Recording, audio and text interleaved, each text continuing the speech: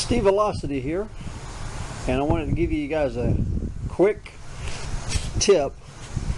These are pallet skids with, I think, 1/2-inch plywood on the top, and they make really good plywood for the kind of work that I'm doing on my garage makeover. And I just happened to have, well, I was at work the other day and they were cutting these down to throw them away, and there was like 15 of them, but I only need 5.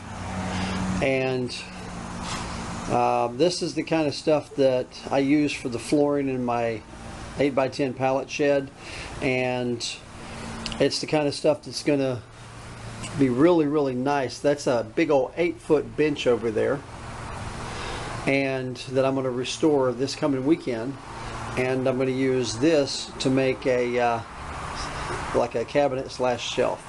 So anyway, the real purpose for this video though is to do something that I wanted to do before, but I didn't, and that was when I was doing the pallet shed. I wanted to do a quick video to show people how to actually take these apart. So I'm just going to point this out. You have the plywood right here. You want to take your standard Sawzall. You can use the bimetal blade to which has got so many teeth per square inch, but they're not really fine, and you can actually put right there. That's where you want the blade to be, right in this area right here.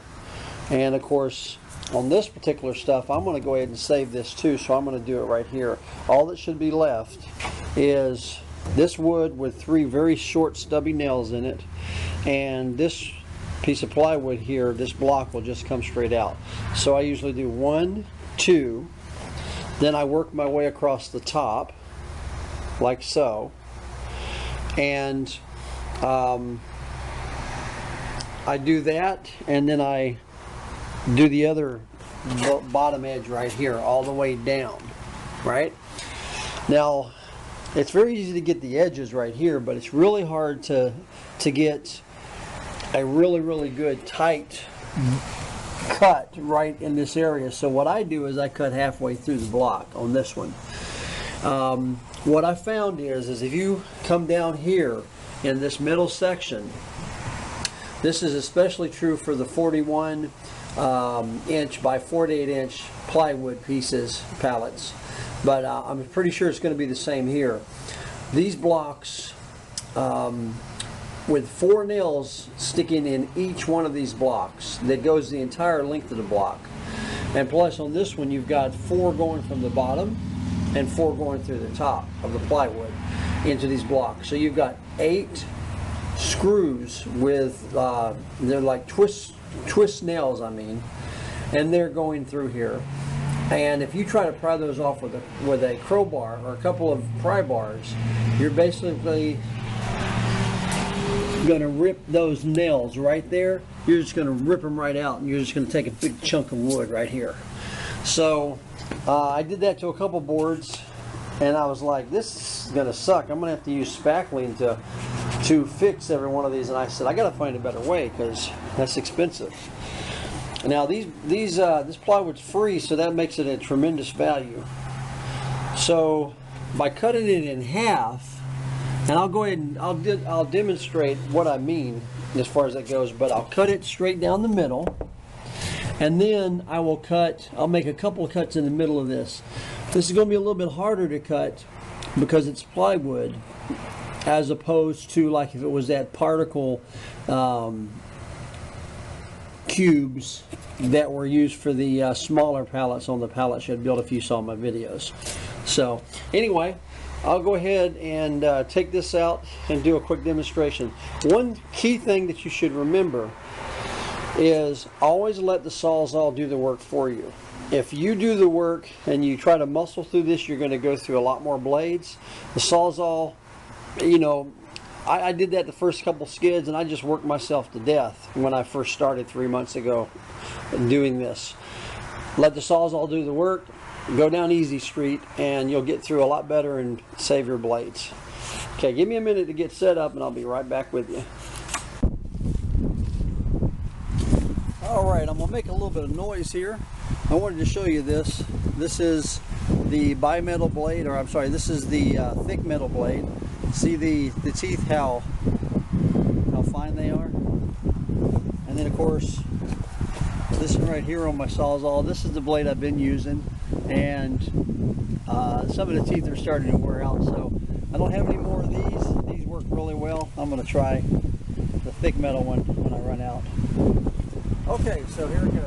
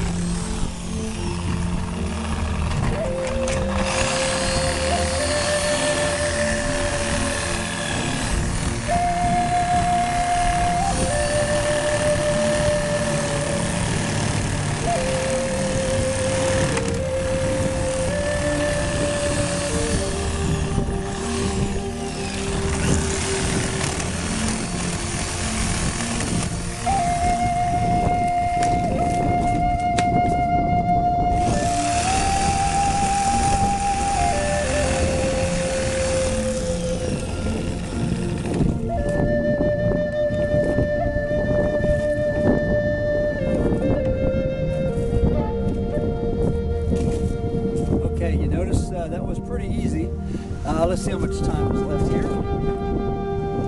Okay, so it took me about 6 minutes to get that far. Okay, now these appear to be loose, so I'm going to go ahead and try to pry them. The key to remember is if they're really hard or you start hearing splitting with those nails, then what you want to do is you want to cut them in the middle, like halfway through, and then you want to sort of start chopping those blocks up with the Sawzall so that it's easier to pull them out. So I'm going to go ahead and get a hammer real quick and a pry bar I have, and we'll see.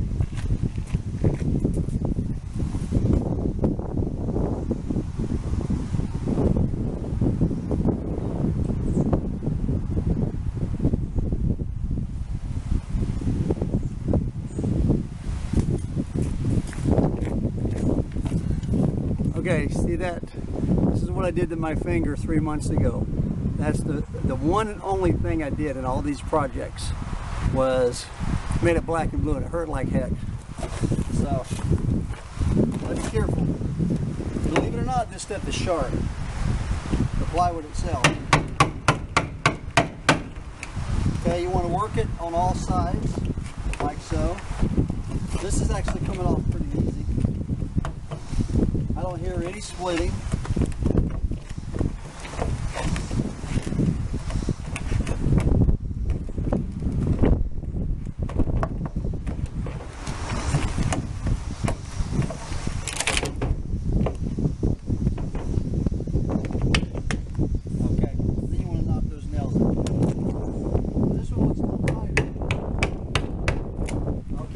Some splitting in there. I don't like the way that sounds. If you start hearing splitting, it means the wood's giving away. That's not good.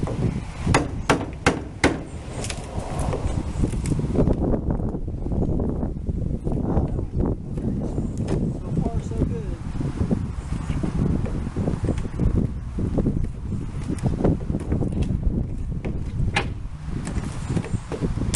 All right.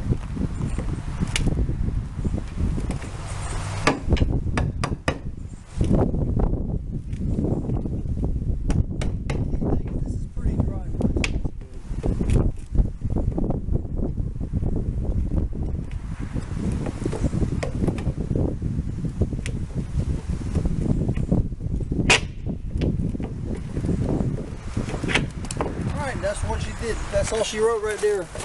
Take those 6 nails out, and then you got your plywood you can start working with.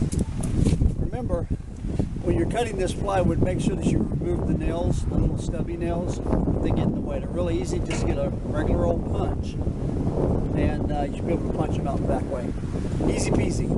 All right, thanks for viewing. And decided to go ahead and do a little bit more on this. You can see I got my plywood done.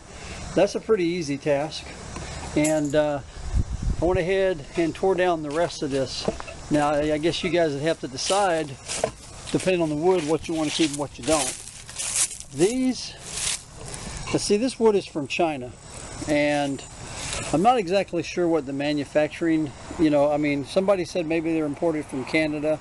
China uses it, and then it ships their product to America. But I don't know what their codes are there, and this could just be, red lumber marking paint that they use to mark whole bundles. I don't know, I'm just guessing. It's just that with pallets, the processing they go through is what's most important. So if I don't know what it is, then I won't use it for any kind of food grade woodworking. In this case, I know it's coming from China, and I don't know anything other than that, and so it's basically just going to make some shelving in my garage. So now I went ahead and took the time to do this. You can tell that this is very, very rough, right? Plywood strips. However, what I found when I did my 8x10 pallet shed is that when this is cut down to size and shaved out a little bit, as far as get rid of some of the rough stuff, then you can paint it and it really looks good. It makes great trim, kind of a rough exterior trim.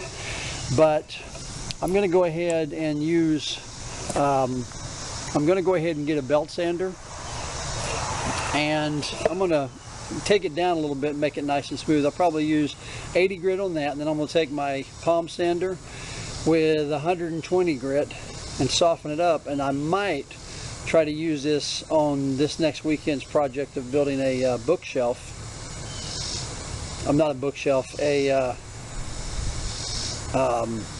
shelf for my 8-foot workbench that right now I've got something Frankenstein on it. So I might try to do something like that, because I think that this wood can be made to look really good. It's really pliable, if, you know, if that's a good word for it, but some of it's really soft and other of it is still got some structure to it. And if I clean it up really nice and I do some contours on the corners and that kind of thing, it might just look really good on the face of a cabinet. And I'm thinking about just putting a face on what I build. No doors right now, but a face. So this is the stuff I'm going to use. These blocks, I don't know what I'm going to do with it. They could come in handy down the road. Any number of things. I mean, they're held together. See if I can find something, if you can see. You can see in there. You might be able to see the nails in there. Yeah, there you go. So quite a few nails, quite possibly. They're all uniform shapes and sizes. They're all the same for a level load, and that's important for trucking and transportation. So I would say that maybe they'll come in handy. So I'm just going to keep them around for a while, think about it, let it stew upstairs, if you know what I mean. So anyway, I think that's about it for right now. Just wanted to show some of you how to take these pallets apart. 2 other points, just thought of them. Point number 1 is when you're running your blade for your Sawzall, you got to make sure that you get it right in the crack between the plywood and the cube, because if it gets off track, you'll be sitting there cutting wood all day with that metal blade, and you'll just, you know, be spinning your wheels. That's point 1. Keep that track going good.